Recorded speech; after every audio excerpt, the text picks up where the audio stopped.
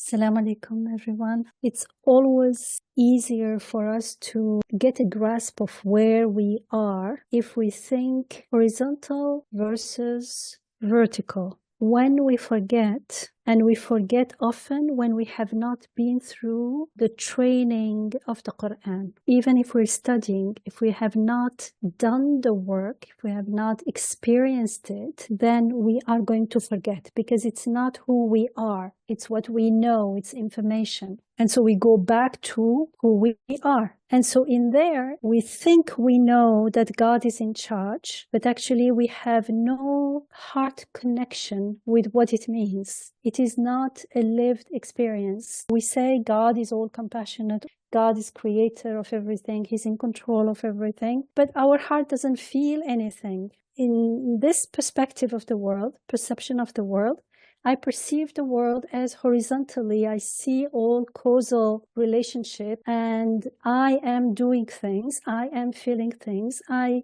have perception of myself being independent, disconnected from the rest and disconnected from God. And so when I witness something that I don't like, I feel the sadness and I say, I am sad.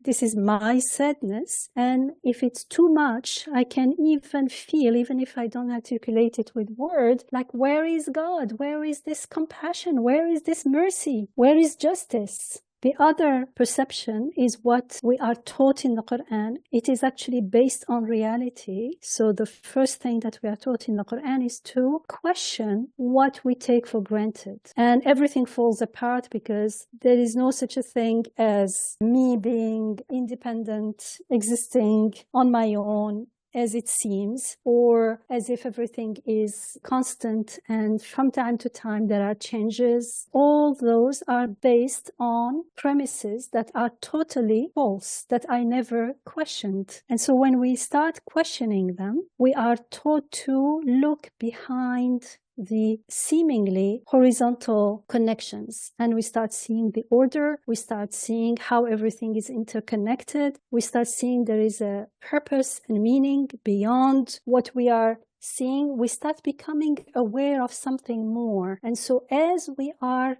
guided to see the malakut, the angelic aspect, the aspect of creation of the world that looks to meaning, to purpose beyond the matter, what is being involved in the process is the ruh, the conscious part of who we are, and that consciousness starts growing. So the more malakut, the more angelic, the more the ruh is involved. And if we are truly doing the work, then we start growing and we start realizing that when I like the tree, when I like the majestic mountain, there is something going on there. Just like I'm not flesh and bones, the more we become aware and we pause and reflect, we realize that I am aware of my body changing, my feelings change, my thought change, but there is something constant, as we read previously. So that constant thing is the conscious thing.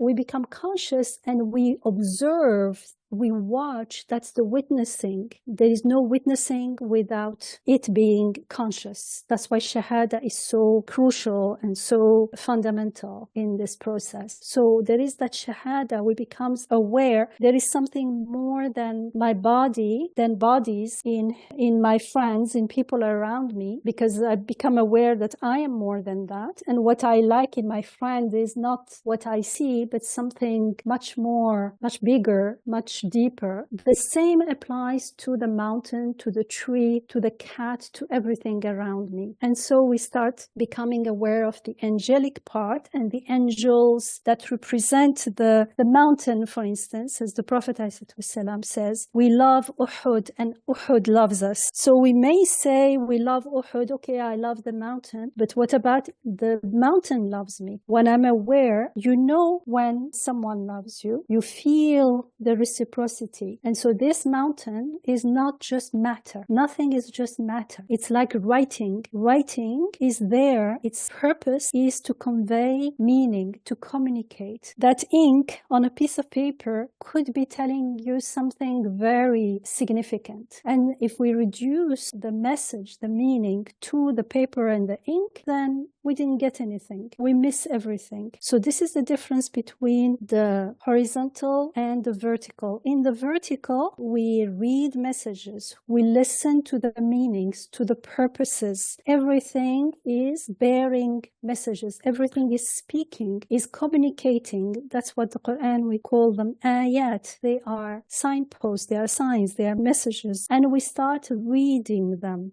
Bismillah, in the name of God, as we are taught in the Quran, in the name, we will find the names of God everywhere. If I become so familiar with reading the signs and communicating with everything around me, first maybe things like trees and mountains and things, and then with the events themselves, as ayat, as bearing messages, the more I become familiar with it and I become better at it, the more when it is something that is more unbearable, like sadness and grief and anger, then I can also read those signs, because those, just like the awe of looking at this majestic mountain, that awe, we need to learn to stay with it, because everyone feels the awe. We think when we feel the awe, okay, we said subhanallah, we are appreciating God's creation. No, that's in the fitrah already. It's like when you're hungry and you're given a delicious food, even a cat will appreciate it. That's not the gratitude that we're taught in the Quran. That's fitri, natural gratitude. Now, stay with this gratitude and find the source, the true giver, and be grateful to the giver.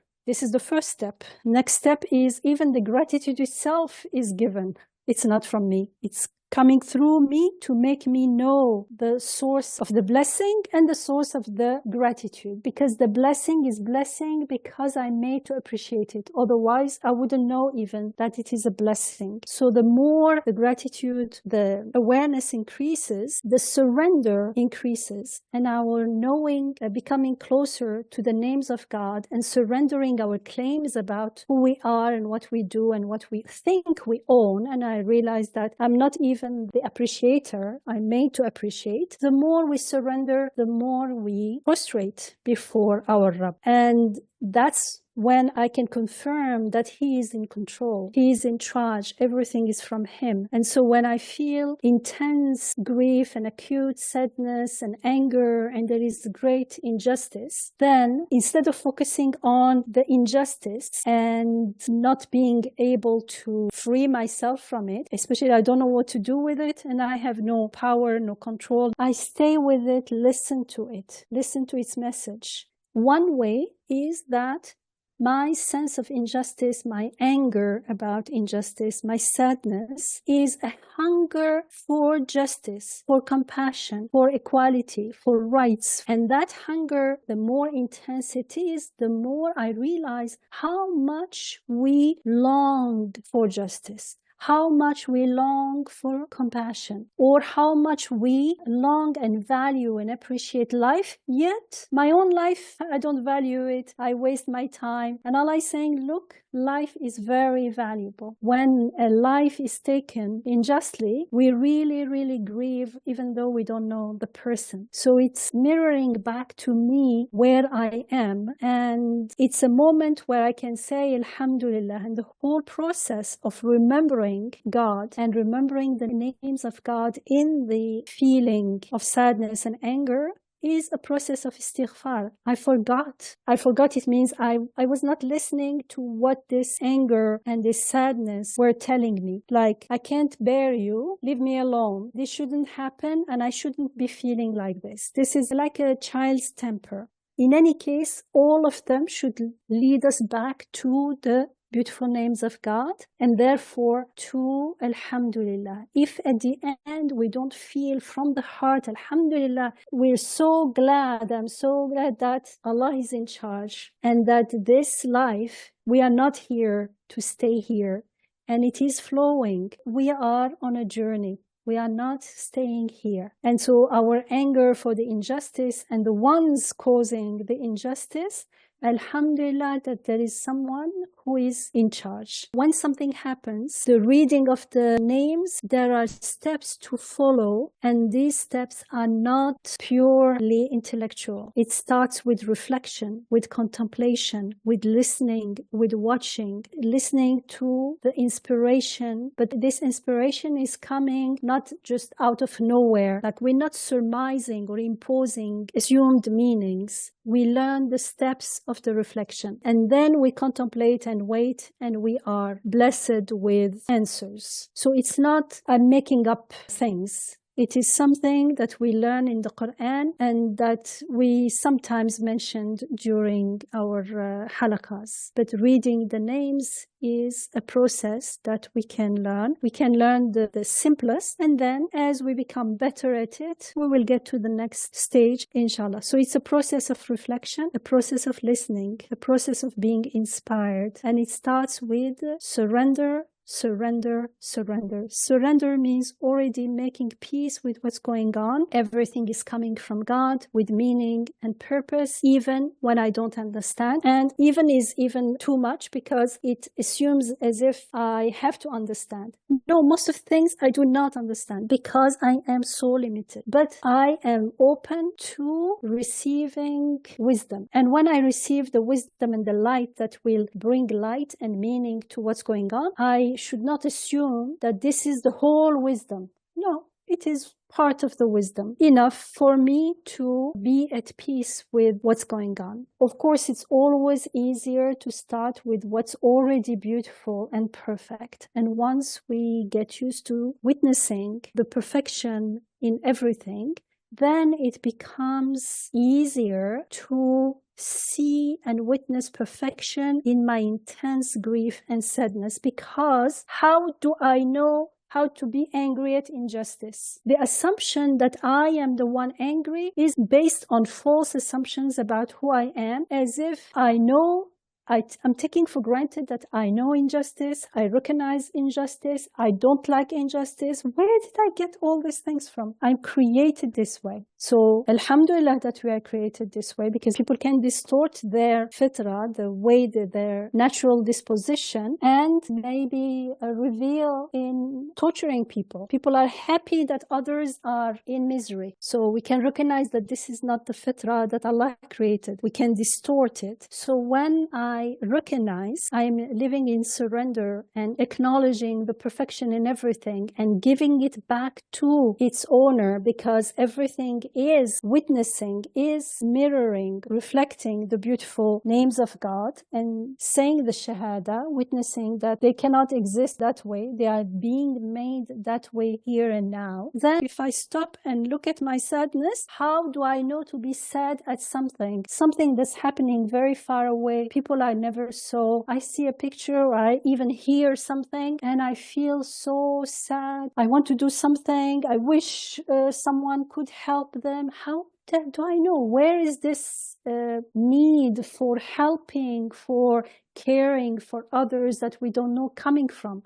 Clearly, someone is sending this to me. So at least let's start from the beginning, acknowledging the source of the sadness that is coming with the message about our Rabb, our Creator, our Maker here and now. And then everything will change its direction. We will start looking at the Malakut, and then we will be able to start communicating with the angel bringing the sadness. And the angel will tell us about the names of God. So the sadness will become a friend rather than something that weighs upon us. It becomes a burden when we own it and we don't know what to do with it, as if it is meaningless. And so the example of when there is chaos at home, I want peace, it's the same. When there is chaos at home, we have a need for peace. And so when I say I want peace, I'm reminded, Astaghfirullah, I forgot. Again, I want peace. And if I get stuck there, it's not going to be good. If I get stuck in I want peace, but there is no peace, I'm already stuck in separation. Separation from the source of peace, separation of the one who gave me the need for peace and is guiding me back to come back to peace. To peace is the name of God, back to Him. So now I am in separation, disconnected, and the more I want peace, the more there is chaos. And even if I work hard to have temporary peace, I'm looking for peace outside of me. So I cannot control everyone. Reflect on everything around me. So even if I get to momentarily, temporarily stop everyone from doing what I don't want, it's not going to last, and it's not a beautiful peace. But if I remember, I want peace, alhamdulillah, I am made to need peace. So I focus on peace and I choose to be at peace. I call on peace. Allahumma anta salam. Oh God, you are peace. And I surrender. And once I am connected to the source of peace and I'm at peace myself, either things that are disturbing will change or they don't disturb me anymore. Now, this process is a process of the ruh growing by interacting with the malakut, with the angels.